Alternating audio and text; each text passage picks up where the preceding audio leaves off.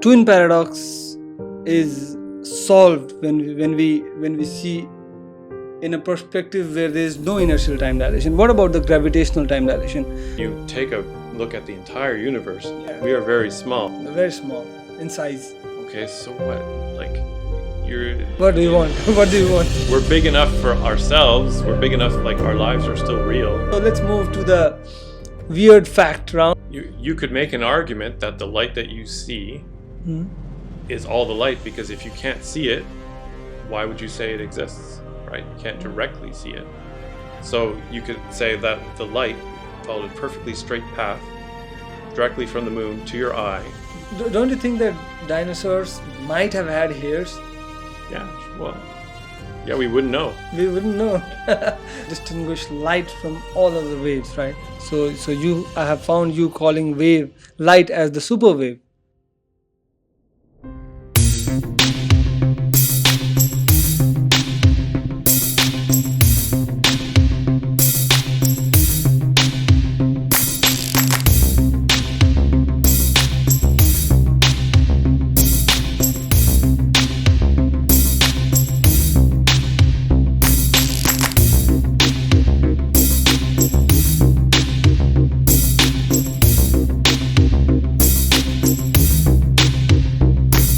टाढा होला त्यो तारा र त्यो जुन म भन्ने छु कति टाढा छ भनी यदि जाने हो तिमी Hello everyone and welcome back to AD Podcast. And today we have with us Geoffrey Giles Stone. He is the author of the book From Where is the Rainbow? And if you haven't read this book, you might be missing a lot of things in physics. And today we are going to have some wonderful discussions in a lot of different topics, and we are going to have some fun as well. Hello. How's it going? Super good. Super fine. How are you? Pretty good. This is my fourth day here, I think, in Nepal. Fourth day in Nepal, yeah. And I'm acclimatized and comfortable, and you guys have been making me very comfortable. Thank you so much. Thank you so much. You got to experience some good summer, some nice monsoon as well in just 3 days. You loving it? That was a monsoon? I had no idea. It seemed like a thunderstorm, but yeah. Yeah, it's monsoon going, yeah. So that's why we are getting to eat mangoes here. Okay. We don't get off-season fruits here. Mm-hmm. Whatever you get out of the farm, that's what we get here. And that's good, right? I had 3 mangoes one morning. It was, so delicious. We have been talking on like different topics, discussing different aspects of physics. So I think to begin a podcast, a topic like black hole would be the best. I'd love if you explain what is black hole in the simplest way that you can. A black hole is a dead star. It's an extremely massive object squished into a small space. There's 2 parts to it. There's the singularity, which we think of as an infinite point of infinite mass. And there's the event horizon, which is a point where light can't escape, or nothing can escape. Nothing can escape. That's what it is, basically. That's black hole. What makes it like so attractive to the physicists? We find them always talking about black holes. What's that? Because it's so extreme and hard to imagine, and it's nothing. We haven't seen one real. We've kind of, we think we've seen them. We've kind of taken pictures, but that's only very recent that we've been able to get an image, actually. But it's just a very exotic kind of thing that's nothing like anything else we've seen. And because it's so extreme, it tests the limits of our knowledge. Like, we have to ask questions about what would happen inside a black hole or in the vicinity. It's a way to test our theories or figure out what do our theories predict. And that's one way that we get a conflict between relativity and quantum mechanics, because they both have to apply to black holes, but how do they work together? And the beauty of physics I see when it comes to black hole, I love that black hole was first predicted mathematically, right? And once it was predicted, then we humans, we imagined how it might look, how it might be existing in different parts of our universe. And after years, we got to know that it is real, and we even have a picture of it now. And we know that even our galaxy, the Milky Way galaxy, has a black hole in the center, Sagittarius A, right? So I think this makes physics very special, because we are predicting something so massive, something so extreme, that might be existing somewhere in the universe, and one fine day, we just see it. Just as a personal note, I remember when I was a really young kid, I don't know, maybe 6 or 7, I remember hearing about black holes, and I was watching like Carl Sagan's Cosmos, right? And I really liked that. And thinking about things like time travel. And I remember being told that if you could travel faster than the speed of light, you could go backwards in time, right? And thinking, well, apparently the black hole can eject material faster than the speed of light. At least that's what some people thought at the time. And I thought, well, that would be one way to go back in time. Yeah. We just need to reach the surface of black hole. Yeah, that's all. Yeah. So what is the most fascinating thing that you came to know about black hole, like in recent days? Well, in recent days, like the getting a picture of black hole itself was a very big thing, right? And we got to see how the curvature in space, as per Einstein's relativity, the curvature in space helps us see the backward end of the black hole due to the warp in space. We see something that is actually backward behind the black hole. And that also makes it special, I think. Yeah, it's pretty cool. It's really neat to see the computer generated images. Like, it's like watching one of those like a tesseract or something, right? Like you see, your eyes don't know how to make sense of what you're seeing, right? It's kind of cool. It's a kind of illusion. And talking like more about black hole, what do you think, like the event horizon itself? The event horizon is a point beyond which we don't know what is happening with the black hole. Beyond the event horizon, we have made a guess that there is singularity, and singularity is actually a term. It's a mathematical term, right? It's a condition in mathematics when even maths have no answer, right? I just realized I think I said infinite mass, but it's not infinite mass, infinite density. Infinite density, yeah. Because it has infinitely small volume. That's why we get the infinite density from the formula. We have got the chance. We saw the movie Interstellar, right? Did you find anything weird in that movie, or it predicted it correct? What do you have any critique? It was accurate according to the current science, as far as I could tell. Yeah. I don't actually think that gravity changes the flow of time. I suspect it might affect only, say, atomic clocks, but nothing else. So, for example, here's a good example. If we had a clock, say a pendulum clock here on Earth, and we have one on the moon, where there's less gravity, there's going to be a difference in the rate at which they tick. Yeah. But because the moon has less gravity, I have to make sure I get this right. So it'll actually tick slower. Faster. No, sorry. It'll tick slower because the way a pendulum works, it uses gravity to push it. But just like how an astronaut will walk slower, jump slower, the pendulum will tick slower. Okay, yeah. So time goes slower on the moon than it goes on Earth if we use a pendulum clock. Yeah. If we use an atomic clock, it's the other way around. Yeah. Then time goes faster on the moon and slower on Earth. I just say, well, we can pick and choose which clock we think is really measuring time. Okay. We don't have to automatically pick the atomic clock. I see this as a very critical statement because it diverges from what we know about physics today. It diverges from the relativity itself. So, according to you and your theory, and you have mentioned a lot in this book, very the way you have presented the things, you have presented your arguments are amazing. Like you did it in such a simple way. I would love if you pick one page from this book and we will begin the discussion about your theory. Let's play a game.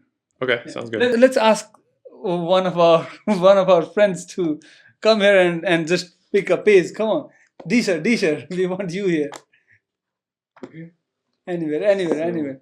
Oh, we have a book there. Yeah, you do it from there. Come on. Any pages, right? Yeah, any page. Any lucky pages? Yeah. It's 142. Okay, it's 142.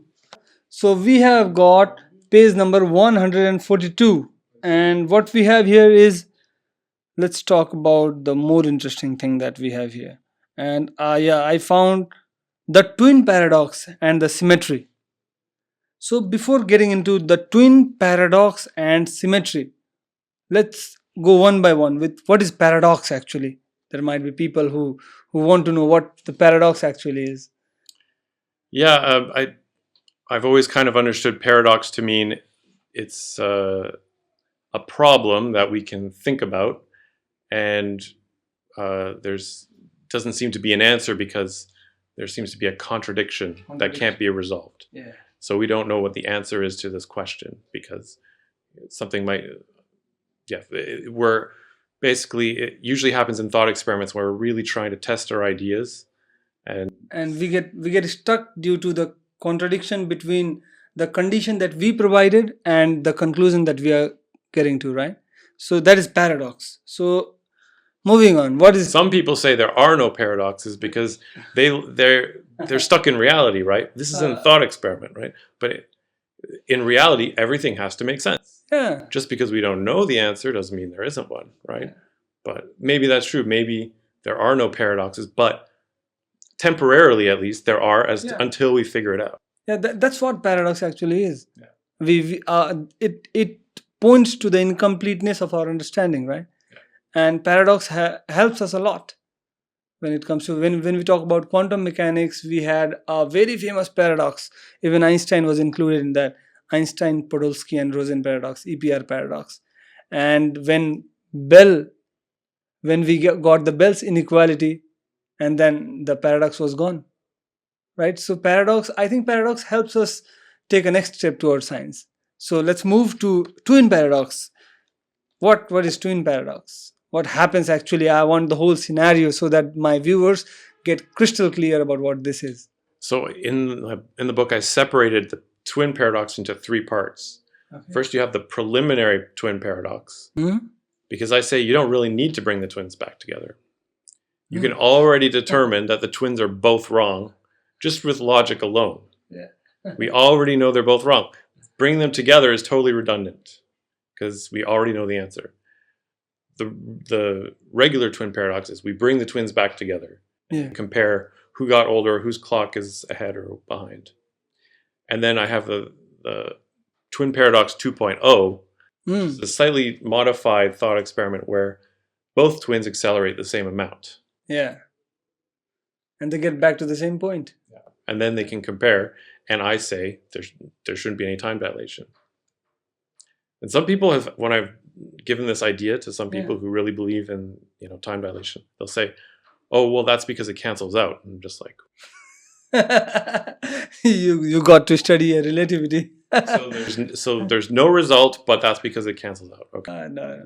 So what twin paradox actually is? We have like two twin brothers on Earth, and one of them travels on a spaceship through space at like speed close to the speed of light, very high speed. And what Einstein's special relativity tells is, if something is moving at speed close to the speed of light, then it is going to face some time dilation, slowing down of time. So the clock of the person who is moving will slow down. So this is due to time dilation. And in the same time, Einstein's relativity tells that there is nothing called absolute frame of reference. So for the brother who is traveling in the spaceship, he is in rest, and the one who is on Earth is in motion. These are two both the same statement as per relativity. So here the problem arises that who actually gets older, who actually faces the time dilation, and this creates a paradox. Who is getting older? This is a kind of asymmetry in our understanding. Somehow it has to be. Somehow it has to be both. If anyone gets younger. So when we get out of beyond the horizon of relativity and think about it more in a deeper way, then we get conclusions that you have reached to, right? So when I did this thought experiment, when I did the preliminary one, I did it a little bit differently. So there's no spaceship, or there's two spaceships. Yeah. And they're both going in different directions. Yeah. So I say there's a distance between these two observers in velocity space. It's a certain amount. That's all. So it's not. It's perfectly symmetrical. It's perfectly symmetrical. So when they come back, But they can't come back, or they could both accelerate and come back. accelerate in the same way. Yeah. Take a semicircular path, right? Yeah. But actually, okay, in the Twin Paradox 2.0, I use a satellite around the sun, two satellites going opposite directions around the sun, slightly off angle so they don't crash into each other, but enough so they can come very close to each other. And they're orbiting the sun in opposite directions, meeting up twice every orbit. From one's perspective, the other's moving. From the other's perspective, The other is moving. There must be the time dilation, but we don't observe that, right? So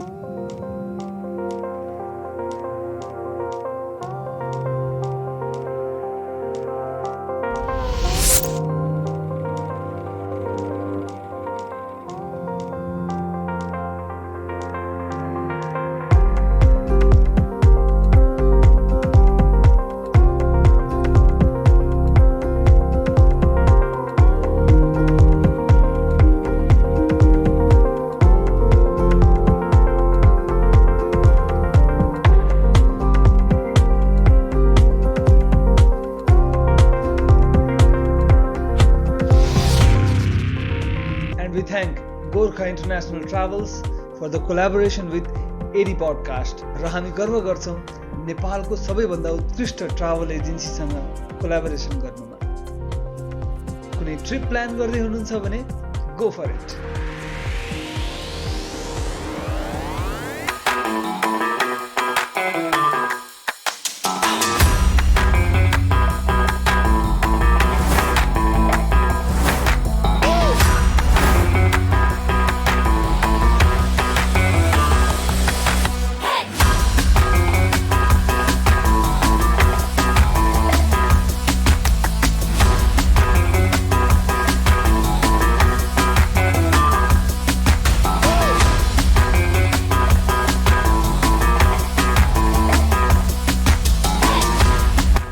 Nepali मनका नेपाली पाइलाहरू capital सुज।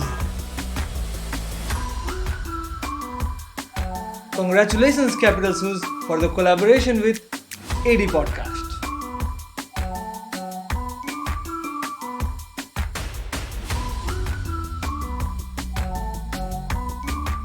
So that is how you point toward the non-existence of time dilation, right? But it's only for inertial motion. Inertial motion. Which is what the light clock experiment is based on. Yeah. And the whole concept of time dilation is based on the idea of inertial motion causing time dilation. But acceleration is a little different. Because, so in the Twin Paradox 2.0, I cleverly designed a thought experiment which doesn't have acceleration only for one twin, right? So you have two satellites going around the sun at the same distance, same orbit, but in the opposite directions. Okay. And they meet twice every orbit. So they can, when they're close, they can compare, okay, what time do you have? What time do I have? Right. And they could have lots of different clocks on board each one. so they can, compare like, oh, this clock says this, whatever. Yeah. So we can eliminate the possibility that it's just a kind of clock causing the effect. Right. But anyway, I predict that if that happened, there would be no time dilation. Yeah. For two reasons. One, because there's no way to determine which twin either is moving or is accelerating. And another is because there is no inertial time dilation, I believe. Oh, So man. how could there be time? Bold one. It's like clean bold. Okay, so twin paradox is solved when we see in a perspective where there is no inertial time dilation. What about the gravitational time dilation? We know that when we are living in gravitational influence, then we experience time slower, right? I think it's just I think there's only the atomic clocks that are affected that way. Oh, is it? Yeah. So I don't think it affects our- how do you like explain the Pound and Ripka experiment that was done to test the Which experiment? Pound and Ripka? Right? Was that for gravitational time dilation? I don't know. I'm not familiar with it. Okay. Then we'll skip with this. I think that was for like gravitational time dilation when they were like two students who went to the top of the building and like through light reflected it and those kind of thing, and they got some kind of redshifts. Redshifts, Yeah. but that's not time dilation. That's not time dilation, yeah. Okay, so like moving on with, we have a lot of different questions. So let's go to the cover. But where is the rainbow? Exploring the super velocity and selection theory of light. Let's go with the title first. Exploring the super velocity and selection theory of light. Why is this the selection theory of light? I have a little intuition that we are selecting the speed of light. The observer is selecting the speed of light, so it goes with the selection theory of light. It would be great if you elaborate it more on the super velocity and selection theory of light. Basically saying what we observe is very biased. So because it's so biased, it's coming from our perspective only, that becomes misleading when we don't realize that we have this bias. It's kind of like an evolutionary process, right? So in evolution, you have lots of experimentation, lots of trial and error, branching out of possibilities, right? Lots of variation, and then there's a selection. So what we see at the end, humans, the species we see, is the end result of a selection process. Okay. Right? We're not looking at everything that's ever been tried or everything that's done. We're looking at the end result of a selection of an evolutionary. Is it something like when we see a moon? The moon is actually radiating light in all different directions. And when we see the moon, we are seeing a very small part of the beam of light that was out from that moon, and that small part of light that gets into our eyes, and we recognize, we identify it as moon, right? The whole moon. So is it somewhat related to this? You could make an argument that the light that you see is all the light, because if you can't see it, why would you say it exists? Right? You can't directly see it. So you could say that the light followed a perfectly straight path directly from the moon to your eye. But then you'd start to wonder, why is it that, how did the moon know where I was? And how did the light know exactly where to go to hit my eye? And how come when I move over here, I can still see the moon? Does it know I'm moving? Right? Like you start asking these questions. And that's what I was asking about the speed of light. How does the speed of light know how fast and what direction I'm moving? Why is it that I can still see light even when I accelerate? Okay. So this is related to the second postulate of special relativity that we got in 1905 by Albert Einstein. It tells that when it comes to other waves, like sound waves, water waves, any other waves, the speed of wave is independent of the motion of the source. But the observer, if observer is approaching the wave, it will experience higher speed of the wave, right? If you see a wave of ocean coming towards you at like 20 kilometers per hour and you move towards it at like 20 kilometers per hour, then you add up to class or like cross the wave at 40 kilometers per hour, right? But when it comes to light and the second postulate especially, it tells that the speed of light is constant with respect to the source and the observer also. And this observer thing, Well, it doesn't say the sort. Actually, in what I've seen, I mean, there are lots of different two postulates of special relativity floating around, yeah, right? Like people have their own interpretations. yeah, I've even seen it said that the second postulate says you can't go faster than light. yeah. That's not really there. That's No, someone no. else putting it there. Yeah, they are trying to bring out some conclusions out of their interpretation. Yeah. I think. But from what I understand, Yeah. So I'd like to complete this first. Like all the waves, we add up the speed, right? And when it comes to light, it's different. However fast you approach light, you are going to see light traveling towards you at c at 3 into 10 to the power 8 meter per second. And Einstein didn't explain why this happened. He just explained that this happened, and you are coming up with an idea of the reason behind this, right? Is it somewhat like that? yes, that's exactly right. Yeah. That's exactly. Because everyone assumed, like it is natural to assume that light would have a speed just like waves do, and object like balls or particles do. But because we don't know anything about where this medium is, velocity space, we can't say what the this allows us to say maybe it doesn't have a speed. I say, Or Because it has superposition of speed. like if it was air, Yeah. okay, we know where air is, so we know there can be a constant speed relative to the air. Yeah. But we can't have a constant speed relative to space because space is nothing. Yeah. Space is nothing to most of the people. It can have any frame. You can have any frame of reference and be consistent with space. Your frame of reference is always the same as the space around you. Yeah.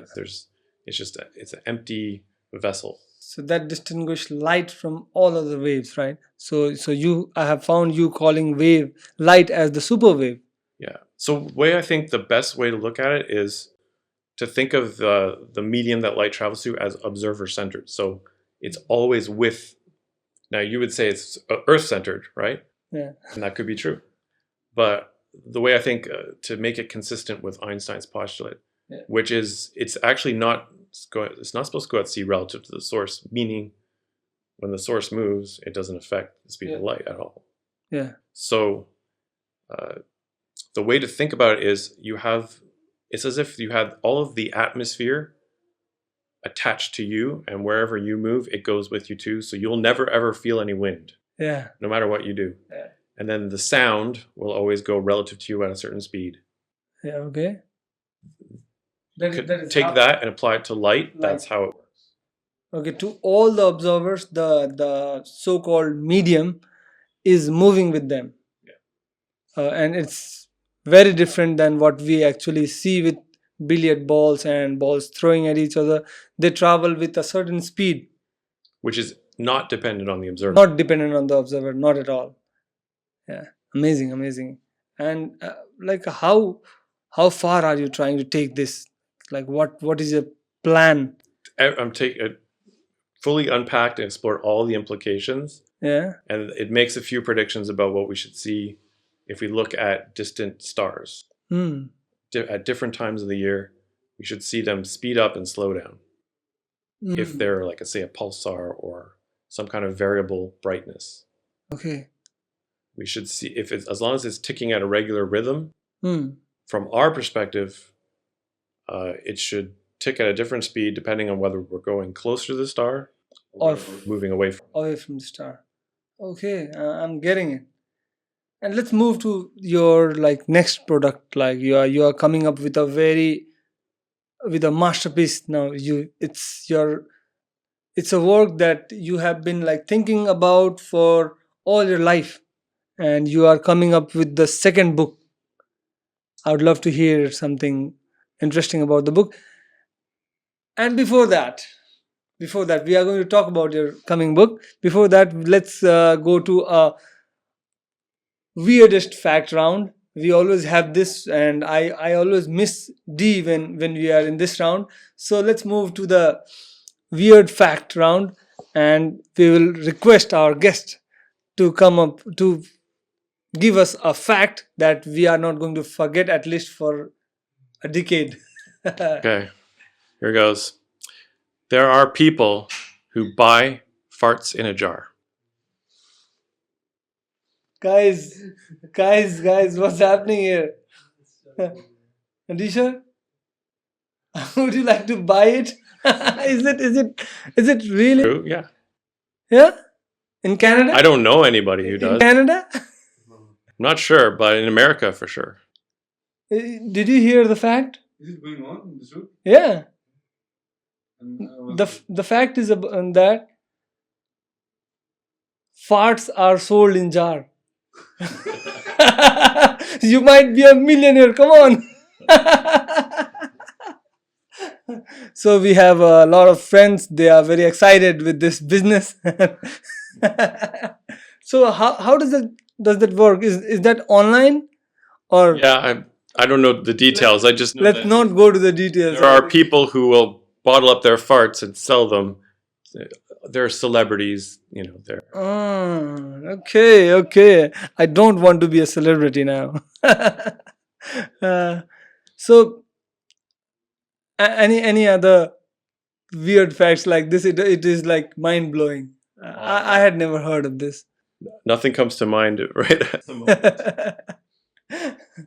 D sir, are you already in the business? I was looking for tomorrow's program. Funny. Funny thing is, there's no way to verify whose fart it actually is. Yeah, and I think you can put anybody's name on that. And if you open the jar, you've ruined it. It's now worthless. Already. So There are people with a lot of money, I feel. I have seen like people buying. You have heard of people buying the old socks? Old socks. Yeah, No. I've not heard that. Especially in Africa. And thank you, National IVF Center, for the partnership with AD Podcast.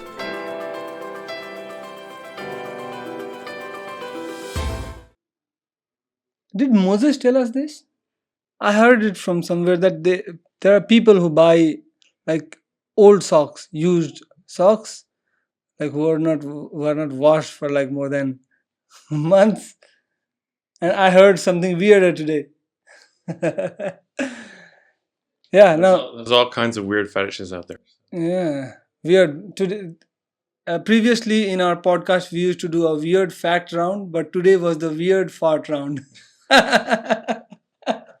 So I'd like to go back to the twin paradox thing. Like I read your book and I saw how you have dealt with the breaking of asymmetry, when like it is said that whenever one of the twin accelerates, he is breaking the symmetry, and we get to know which one is actually moving, right? And you have dealt it with a very different way, with a different analogy of like poker, right? Yeah. I'd love to hear that. It was funny because acceleration is a continuous dimension, right? Mm. And both twins could have been accelerating. Mm. But this idea treats it like a contest. Whoever accelerated more, Mm. it doesn't matter how much they accelerated at all, Mm. but whoever accelerated more is the one who wins, right? Who gets to keep reality. The reality is now theirs. It's like playing a poker game. And people believe in them. Yeah, it's like playing a poker game where you can keep upping the ante, but at the end, somebody wins and they keep all the money. Yeah. It's this binary result, but from an underlying continuity. Yeah. And it just seemed, I can't believe people believe it. Yeah. Because it just seems so awkward. It just seems like such an unacceptable explanation. The preliminary twin paradox idea itself is very surprising. How people are like going good with that. I really get surprised because it's very clear, You are telling that you can't decide which frame is special and all the frame of reference are same. right? The physics, you can't decide whether you are moving, you are in a uniform motion or at rest. And then you come up with an idea like this, like time dilation is, in which you don't know which object is moving, and there is time dilation as well, and you call it a subjective truth as well, right? Do relativity like take time dilation as a subjective truth, or what's that?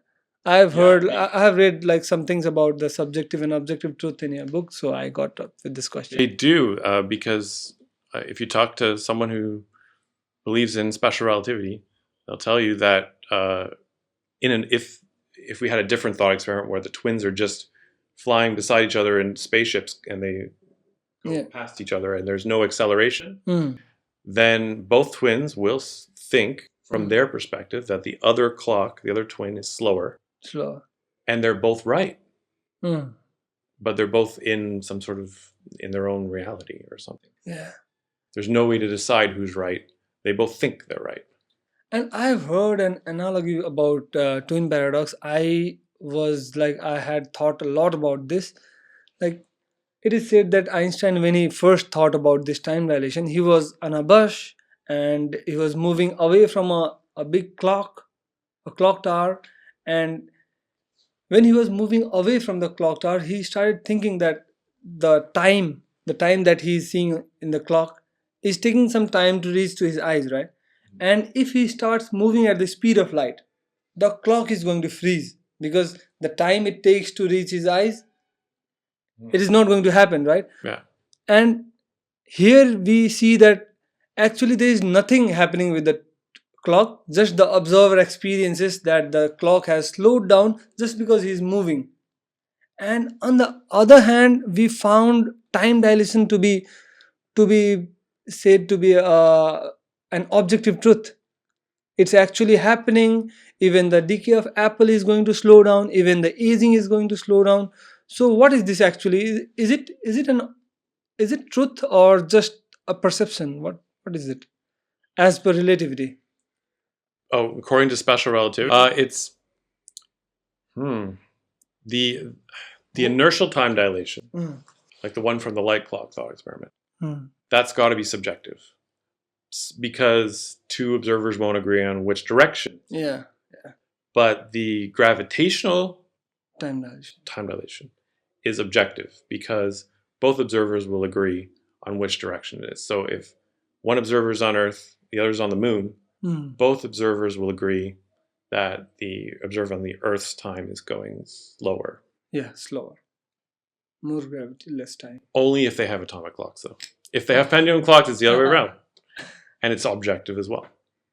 Yeah. It's quite surprising to hear that only the clocks are slowing down. That's what I think. I think we're talking about a clock effect. And the thing is, the thing about the atomic clock is it had to be an atomic clock because they're so precise. Yeah. These are such small differences, we can't measure them with any other clocks. Yeah. So we're kind of stuck. We only have one way to do it. Yeah. If we had many ways to do it, we'd find out if it was a real effect or just a clock effect. I think we've got to think about some clock that works like in higher precision than atomic clocks, in higher precision than the excitation of the electrons.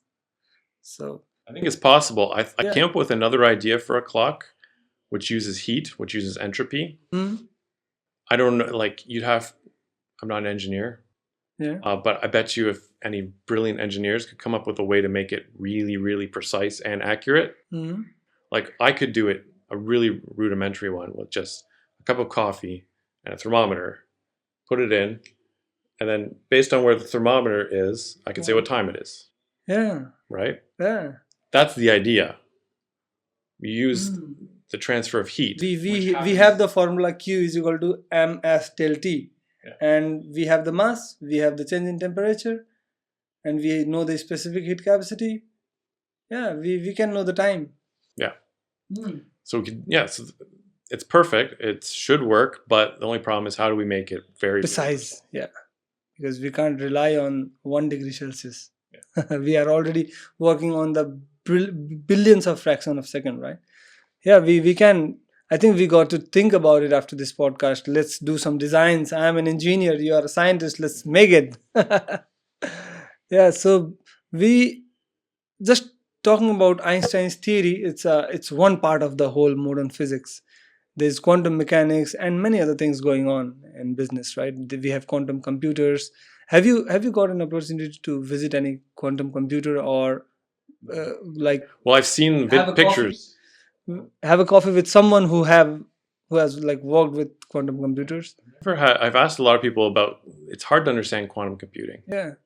I've seen them. They look like very large. They have to be kept at like very very. Very isolated. Yeah. They just look very complicated. It's not obvious from looking at it how it works or what it does. Yeah. But I imagine you could make a rudimentary one out of like a bathtub or something, because basically it's calculating using waves, right? Yeah. As opposed like the electrical signal goes along a certain channel, right? It's binary. In the quantum computers? In a regular computer. Okay. Yeah. But then in a bathtub, a wave can go through all paths at once. Yeah. And then can cancel each other out and that sort of thing. So you could probably make a quantum computer out of a bathtub, like very rudimentary. Oh my god! Oh my god! People might get angry on you today. I'm expecting some good comments in the comment section. This guy is going to make a quantum computer out of bathtub. Amazing, amazing. And did you like? Have you ever thought that we might be special? We might be like very significant to this universe. The universe as a whole might be just for us. Have you ever thought about this?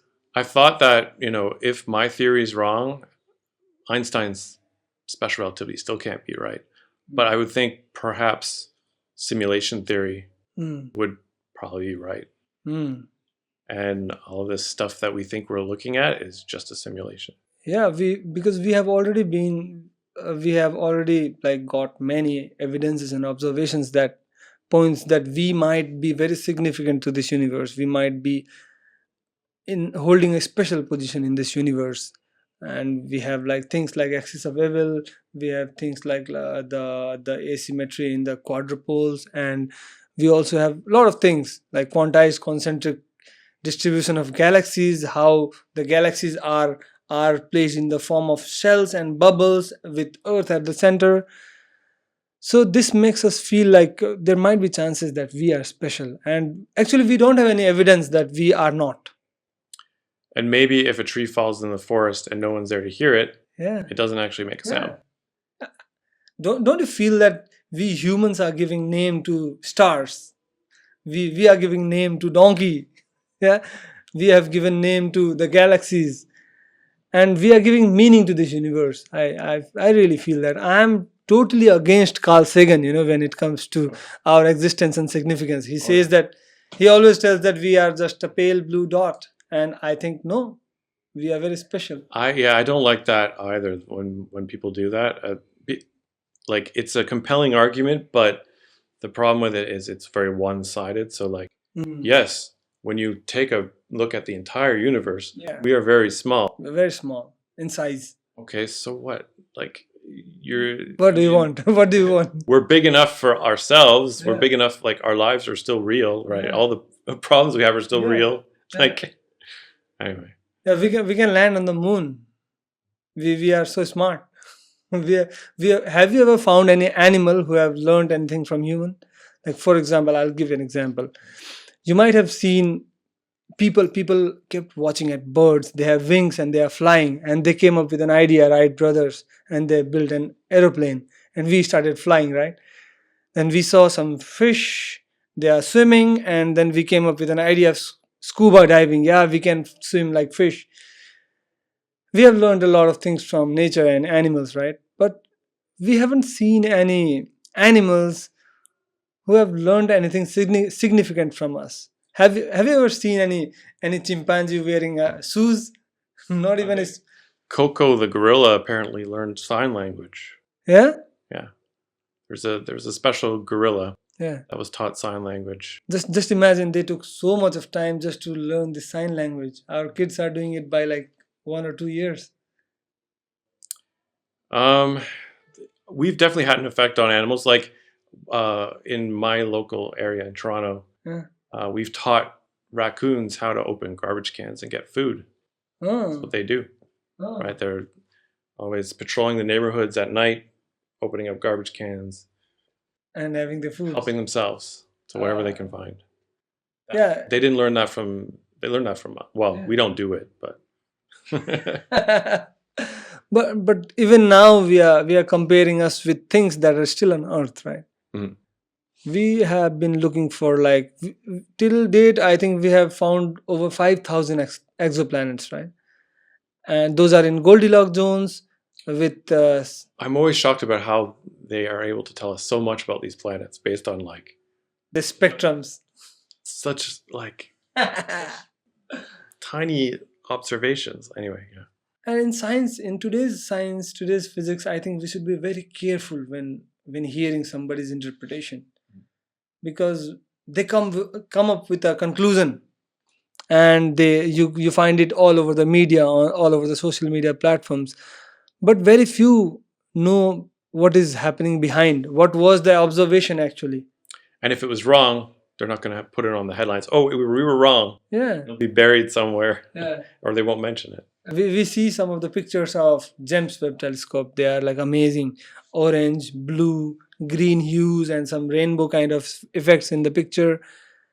And once we get to know that those were all black and white, and these colors were actually added to make us feel good, that makes me feel foolish. Let us actually see what actually is there. It's funny, like you see all these exoplanets, and the artists are putting together these beautiful pictures, Yeah. and it's probably not even accurate according Yeah. to the science, but it creates the impression that we have a lot more knowledge than we Yeah. have. It's the same actually with dinosaurs.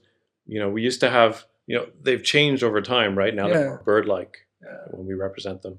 But I think Jurassic Park had a big effect on that, because Yeah. after Jurassic Park, all the T-Rexes looked just like the T-Rex on Jurassic Park, Yeah. which was a really nice looking T-Rex. Don't you think that dinosaurs might have had hairs? Yeah, well, yeah, we wouldn't know. We wouldn't know. like the polar bears having full of hair. Yeah. But we didn't know. We couldn't know. Feathers, hairs, Yeah. they're pretty similar. There's Yeah. probably something in between a feather and a hair. So are you okay with the I'm swapping the switching the topics very very differently, might be for you. Yeah. So do you have you're going with the flow? Yeah. It's good, right? Yeah. Okay. So are you okay with the Darwin's theory of evolution? Do you have any thought about it? I've never really seriously questioned it. So, I've heard that there's a bit of a debate as far as how does evolution work in terms of how smooth is it? Mm. And it probably does happen in fits and starts, Mm. right? It probably, The fittest survives. well, what I mean is it probably doesn't happen. Like you can observe nature for your lifetime and nothing happens. Mm. You could observe it for 1,000 years and nothing happens. But then suddenly something happens and creates a lot of evolution in a short period of time. Mm. So it's not a continuous, slow, gradual process. It's much more of a Hurdles. jerky. Jerky, yeah. And You know what? In Hindu religion, coming back to Hinduism, there is a god called Lord Vishnu. You might have heard the name, right? Lord Vishnu had 10 incarnations, it is said. And we know that most of the things taught in religion are very much metaphorical, right? And in those 10 avatars, he had different forms. First was the Matsya avatar. Lord Vishnu was in the form of fish. And then it goes. The Kurmi avatar, it takes the form of mammal, and on and on and on. And then there is a Kalki avatar, which is yet to arrive. Kalki avatar, one of the incarnation of Lord Vishnu, who will be very smart, very good with the AI things. what's a Kalkiya? Kalki avatar. Avatar means avatar. What's a Kalki though? Kalki is the name. So we don't know anything about it? We have a whole scripture about it. How he is going to, in what kind of house he is going to take birth, and what will be his father's name, what will be his mother's name. And there are a lot of predictions about the Kalki avatar. That will be the last and final avatar of Lord Vishnu. And when you go through the sequence of from Matsya avatar, going on from Kurmi avatar, Rama, Krishna, and then we reach to the Kalki avatar, the sequence matches exactly with the Darwin's theory of evolution. So what does Kalki correspond to? Kalki is a superhuman Okay. who is very good with technologies, Hmm. and we are waiting for the arrival of Kalki avatar. If it's AI. Nobody knows.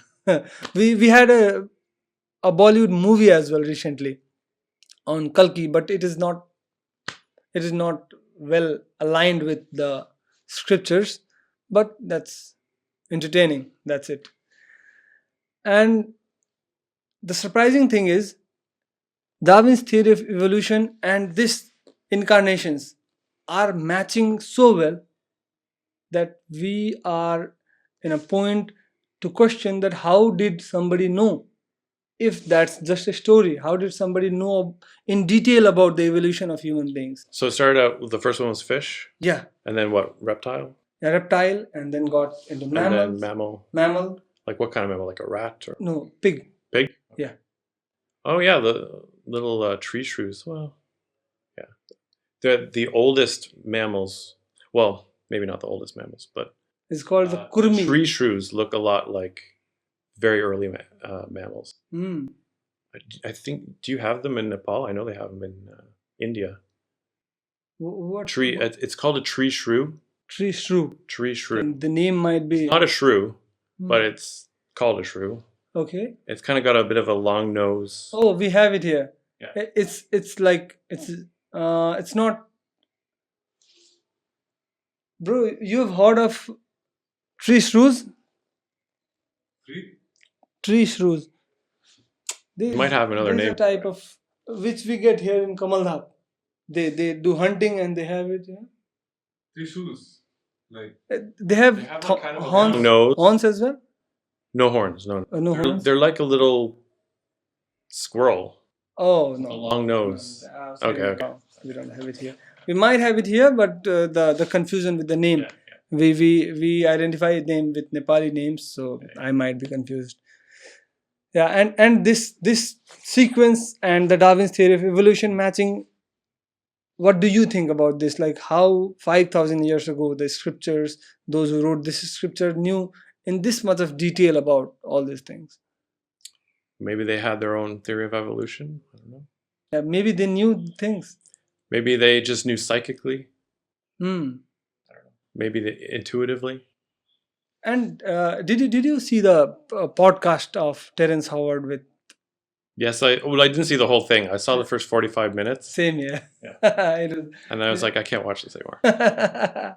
so, but he sounds correct in some part. You know, when he talks about the shapes and the geometric theory of universe, He's a good speaker. He's got a lot of good ideas. and he has got A lot of wrong ideas, but a big public to watch. yes, and he's an actor. He's an actor. I'd love to have him on my show. Inshallah. When are we having Terence Howard, sir? Soon? It depends on D, sir. yeah. So yeah, moving back to our book, and tomorrow we are going to have an event which is going to be a huge event. There are like 15 educational institutions. The students from 15 different schools and colleges are going to gather in a place and have some good time with you. They want to learn something from you, and they want to make the most out of your presence here. And we are hoping that you are going to make it very entertaining, very enthralling, and a lot of fun, right? So I could try to play ukulele or something. yeah, No. you know to play. No, I don't. You don't. Okay. That would be entertaining. If you don't, then I know it. I had a friend who used to say that do you know Chinese? Then whenever somebody says no, oh, then I know it very well, and he started speaking something. You know to play ukulele. No. I know. So, guys, to all the audience there, if you have any questions, you can throw it, and we'll then get to the end of the podcast. Any questions, sir? Imran, sir? I guess the wrong answer thing later.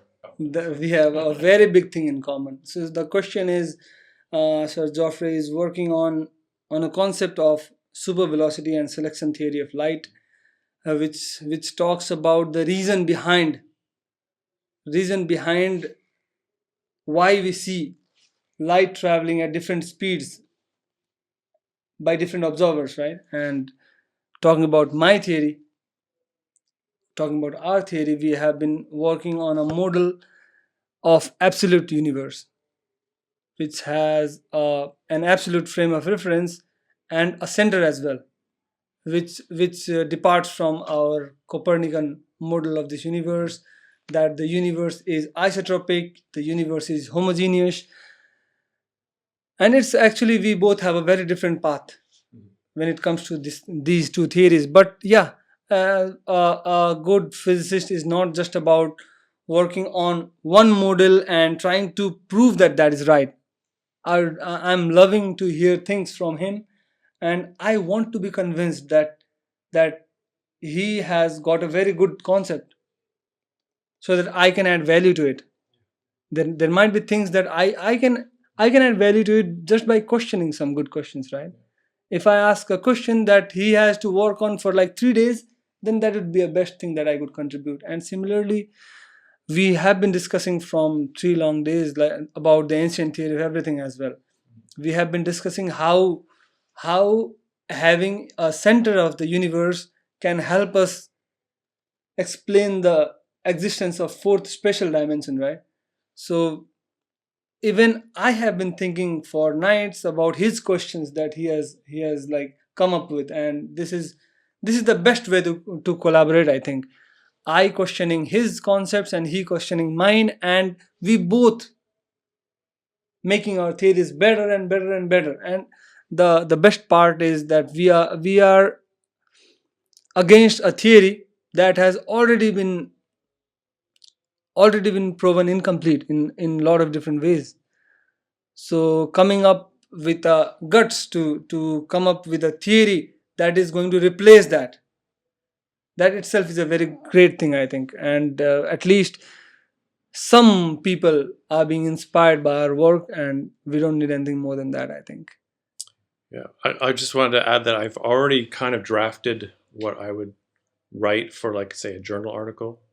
Yeah. I decided not to talk about the whole theory so much, but just focus on like the most important part. Okay. And that, I think the central part is my definition of speed. Okay. And it's just a way. At that point, it doesn't really. It's not a prediction, or it's not about facts so much. It's just about how do we think of it. What is this concept of speed? Yeah. And the implications. So yeah, I'm just focused basically on introducing the idea of velocity space. Yeah. Just the basic ideas, get that in there, and without talking too much about like Einstein or the speed of light or anything. Just once you start talking about those, your papers are going to be rejected. Yeah. Exactly. Okay. In the first view, against Einstein, next. Yeah, that's what we also have been like. We have been working on. We are just working on concepts that we can prove Einstein theory right, like to a different extent, if we do an experiment out of Earth. Yes. But I know what is going to happen in the experiment. So moving in that way, because this is how we've got to move. When you live in Rome, live like a Roman, right? So we are trying to get into the mainstream slowly and steadily, and hopefully this podcast is going to help us a lot. It is going to reach people who are thinkers, who are critical thinkers, and they come up with some critiques about our concept, and we'll get to work more on it. and I have already been getting a lot of them. I usually get like 2 or 3 mails every day. They are like, some are very positive suggestions, and some are very critical advices, like, no guys, stop. So yeah, this is very good. And I've got a person like you. You have been like, you now you are going to guide me through my journey, and it is going to be very helpful for us. And having your name in our team is already a kind of big achievement for us. Oh, shucks. So once again, thank you for being here. Thank you for spending your precious time, which you could have spent with your kid, and you are here with us, and that's very, very thankful of you. It's very grateful of you. Well, I really appreciate all the hospitality. It's a country of hospitality. When it comes to Nepal, we try to do the best that we can. It might not be the best that we could, if we could afford some more things, but from what we can afford, we are trying to do the best, and we hope you are liking it. And I'm loving it. Yeah, you're loving it. Oh, yeah. Thank you so much. I'm spoiled. So at the end of the podcast, we would love to have some statement for our youngsters. And before that, I would like to make an announcement of the giveaway of the podcast, which we are doing like almost in every episode these days, right? So staying tuned till the end is really a good thing for you guys. So you are getting From Newton to Now, and you're getting the combo, guys. You're getting the combo. But where is the rainbow? If you comment down below, musical Einstein ... Musical Einstein might be common, right? So musical Einstein ... and the lucky winner will be asked the address in the comment section. Give your address, and the books will be delivered to your doorstep. Yeah, so precious advice from Geoffrey. Oh, advice? Yeah. Oh, We always ask for keep advice. up the good work. Yeah. And keep moving, guys. So this was an amazing podcast. So thank you Imran, thank you D, thank you Prasant, thank you the whole crew, and thank you very much Sir Geoffrey Giles Stone. And that's a wrap up. Namaste. Namaste. पानी परिरहेको गरम गुरुङ रातैभरि मलाई के को चिन्ता म त थिएँ तिमीसँग गुड भाइब्स अनि मग स्मेल पनि फिल भइरहेको थियो मलाई मायाको तरङ्ग